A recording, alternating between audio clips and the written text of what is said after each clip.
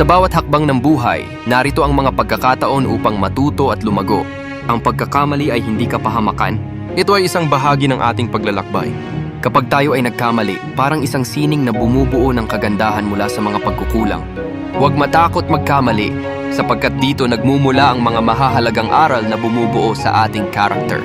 Isipin mo ang bawat pagkakamali bilang isang hagdang dapat ipagpatuloy. Ang mga pagkukulang ay nagsisilbing gabay na nagtuturo sa atin ng tamang daan. Kahit gaano ito kasakit, ang mga pagkakamali ay pagkakataon ng pagbabalik loob, pagkakataon upang maisaayos ang ating mga pagkukulang at simulan muli.